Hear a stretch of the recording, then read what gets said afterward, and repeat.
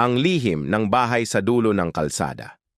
Sa isang maliit na baryo, may isang abandonadong bahay sa dulo ng kalsada na matagal nang iniiwasan ng mga tao.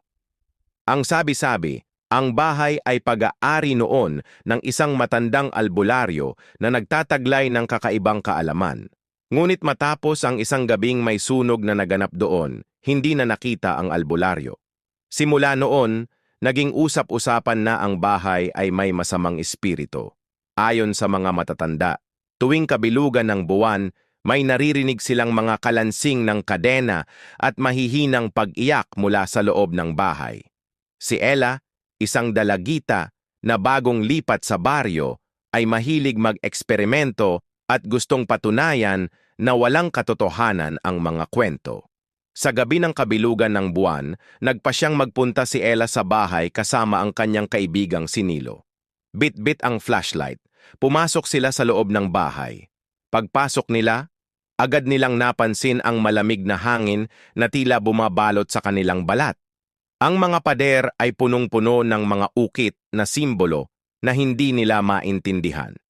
Habang nag-iikot, narinig nila ang mahihinang yabag mula sa ikalawang palapag. "Baka pusa lang," sabi ni Nilo, pero kita sa mukha niya ang kaba. Nang umakyat sila sa hagdan, napansin nila ang isang kwarto na bahagyang nakabukas. Mula roon, lumalabas ang isang mapusyaw na ilaw. Dahan-dahan nilang binuksan ang pinto at nakita nila ang isang lumang salamin na may basag na bahagi. Sa harap ng salamin, may isang batang babae na nakatalikod at tila umiiyak. "Miss, okay ka lang?" tanong ni Ella, ngunit hindi sumagot ang bata. Unti-unti itong humarap sa kanila. Nang makita nila ang kanyang mukha, halos hindi sila makapagsalita.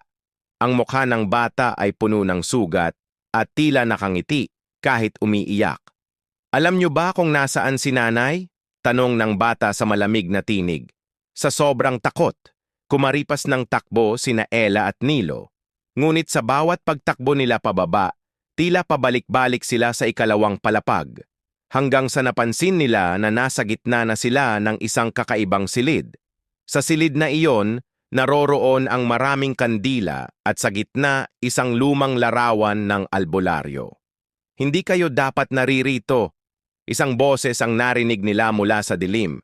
Sa sulok, lumitaw ang isang anino ng isang matandang babae. Ang kanyang mga mata ay tila nakamasid sa kanilang mga kaluluwa. "Kinuha ninyo ang kapayapaan ng lugar na ito? Kayo ang susunod na magbabayad?" Naputol ang ilaw ng kanilang flashlight. Napuno ng sigaw ang bahay at wala nang narinig pa mula kina Ella at Nilo. Kinabukasan, natagpuan ang kanilang sapatos sa labas ng bahay, ngunit wala na silang bakas. Mula noon, walang nangahas na pumasok muli sa bahay na iyon. Ang kwento ni Ella at Nilo ay isa na lang dagdag sa alamat ng bahay sa dulo ng kalsada. Ngunit tuwing kabilugan ng buwan, may mga naririnig pa ring boses na tumatawag mula roon. "Nasaan si nanay?